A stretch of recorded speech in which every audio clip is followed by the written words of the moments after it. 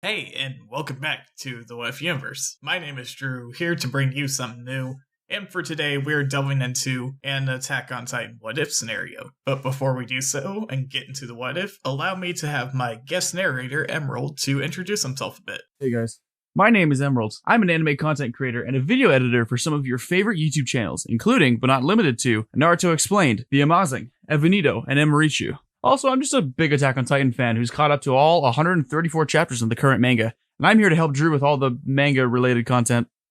Also, before we begin, we want to let you know that this video does contain spoilers for Attack on Titan, so be sure to catch up to it whenever you get the chance. And with that out of the way, let's get started with the video. Captain Levi Armac is not only a fan-favorite character, but also a very integral piece of the Attack on Titan story. Now, as we know, Levi was born into this world starving and saved only by the generosity of a serial killer. Now, what if this serial killer never took Levi in? How would this change the Attack on Titan universe? So, let's set the scene here. So who exactly is Levi Armac? Well, remember when Levi said, no one will be able to tell if it's right or wrong until you arrive at some sort of outcome from your choice? Well, we know the importance of his moral compass. There is a big issue if Kenny doesn't adopt him in the first place. Levi doesn't consider himself an ethically virtuous person. As we know, Armac have the ability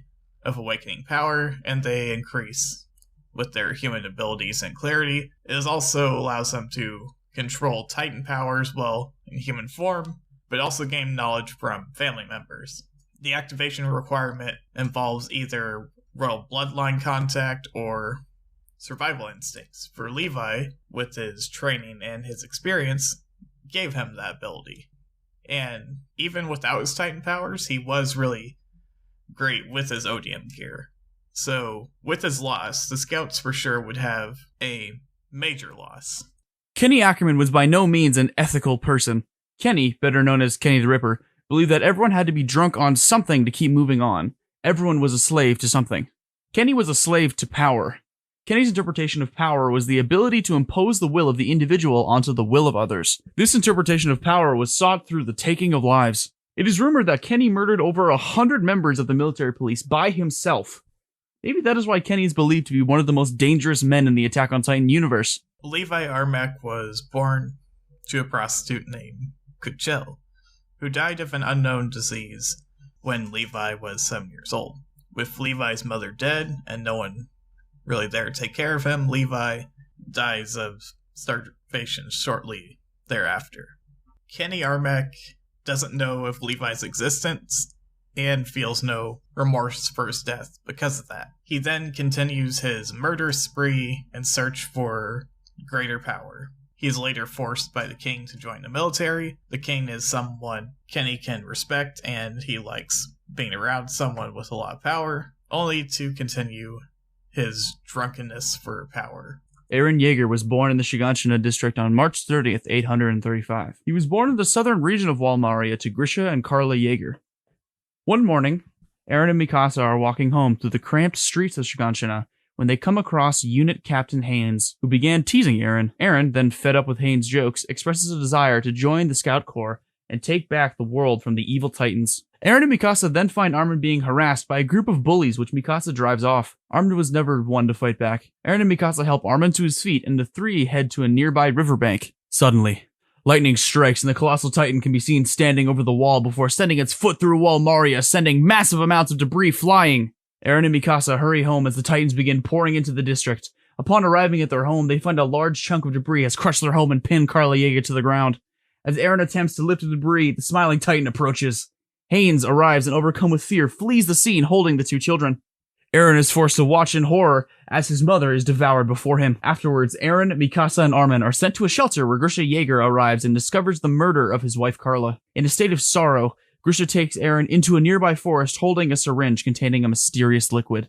At this time, the Scout Regiment would be the smallest branch of the military in terms of membership, and probably even smaller in this timeline with the absence of Levi. No one really wants to join due to how low the survival rate is, and the fact that Erwin commands alone means that confidence in the group is pretty low. I'd say that Erwin is probably the main individual holding the group together at this point. Next to Hanji, who has taken over Levi's role as captain, and Petra will be the one taking over Hanji's role as far as section commander.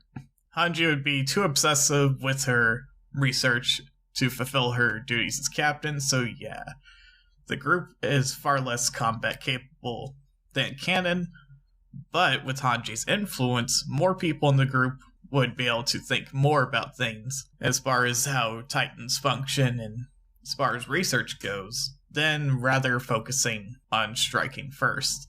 After the fall of Wall Maria, Eren, Mikasa, and Armin attempt the 104th's rite of passage conducted by instructor Keith Shadis. In this hypothetical, Eren will still struggle with the broken ODM gear, since Keith Shadis is still attempting to save Eren from the horrors and probable death of the Titans. Alas, Eren is successful and passes the ODM gear training. Next comes hand-to-hand combat training.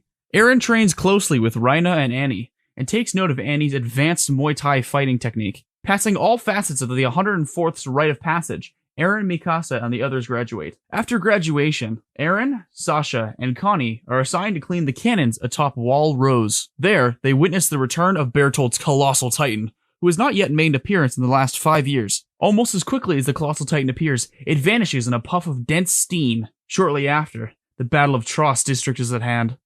Basically, in the beginning, the Scout Regiment, led by Commander Erwin Smith, departed on expedition beyond Wall Rose. With his absence, Tross was basically more susceptible to attacks from the Titans. And I'd say, with Levi's absence in this canon, it really doesn't matter because in the original canon, he wasn't even here to begin with, so there's that for you. Garrison being here is basically what holds it together. Like in canon, Eren would still have to save Armin from being eaten by that bearded Titan, and they eventually discovered that, hey, Eren's a Titan, and Eren would be planned to be captured and be brought for his trial. And that's where things get a bit more interesting. After going on a Titan killing spree as a Titan, Eren later awakes to Armin and Mikasa protecting him from a hostile military force pointing cannons at the three of them. The military has decided that Eren is too dangerous to be kept alive. The military opens fire and Eren is forced to construct a shield made out of Titan ribs to protect them from the onslaught of cannon fire. Upon surviving this attack, the military decides that Eren should be tried in a court of law. This trial actually goes very smooth since Levi isn't there to beat the living shit out of Eren. Regardless, Commander Erwin still decides to take Eren as his responsibility, and they all join the Scout Corps. Upon reaching the boulder, Eren transforms into a Titan, with Mikasa and the Garrison Elite Squad standing by. Eren's Titan form makes him go feral to attack Mikasa. Because of her reaction, basically a red flare is fired into air, signaling that the mission already failed at this point. Later on, Armin arrives to the scene, basically, to see Eren's Titan, using tactics that would injure Eren's human form within the Titan without killing him. Basically gets the job done with the power of friendship. They basically plug the hole in the wall. Hurrah. Now for the 57th Exterior Sky mission, also when the female Titan shows up. So this mission was undertaken by a scout regiment to plot a course to the colonist district, to the Shingashina district. The expedition was sabotaged by the female Titan, and changes would occur from that point. And immediately, the biggest change that occurs is that Hanji would be the one leading this expedition, and the Titan experiments would happen just like it's in canon. This is more the reason why she's more focused on the mission this timeline. When the female Titan's found, Hanji would be the one to have no time, basically, to give orders similar how Levi was, and she would basically have to handle it the best she can. The female Titan screams only allow for more Titans to join in, causing even more confusion for Hanji to get through. However, knowing her, I do think eventually she would come up with a plan, and at least buy time for other people to escape. As similar to in canon, Eren would fight the female Titan, only to lose because of his inexperience using his own Titan. Now, since the second encounter doesn't involve Levi, there are not much changes. However, for the sake of time, and so that Drew stops pointing a gun at me, I'll quickly recap the events of the female Titan's second fight with Eren. Annie is discovered to be the female Titan inside the walls, and Eren and Annie do what looks like very aggressive Titan sex, and Eren ends up being the victor, and Annie uses OP hacks to crystallize and save herself from further interrogation. And that is the end of the first season of Attack on Titan without Levi. Alright, so now I'm going to recap the events of Season 2 as quickly as possible. So 3, 2, 1, let's go. So in the original canon, Levi was basically injured because his back getting basically so disjointed he needs a chiropractor, which I don't think they have in the Attack on Titan universe. But anyways, despite my horrible joke there, with him being injured because the female Titan from Season 1, because of Mikasa screwing up, he couldn't fight in Season 2. He basically had to babysit the priest, basically.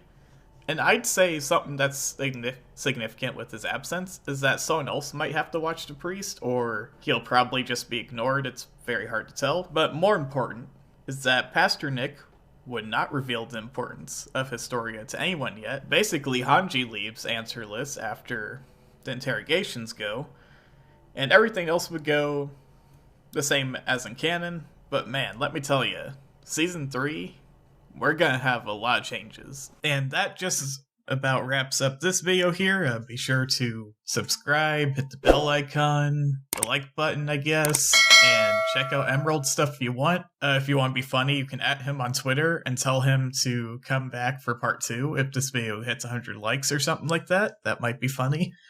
If he doesn't come back, I guess I'll have to wrap this up myself or invite someone else. So if you have any Attack on Titan What If YouTubers who might want to collab for What If videos, be sure to comment down below the name of their channel, and I'll be sure to check them out and maybe see if I can DM them on Twitter or Discord or Instagram. I don't know. I'll figure out something.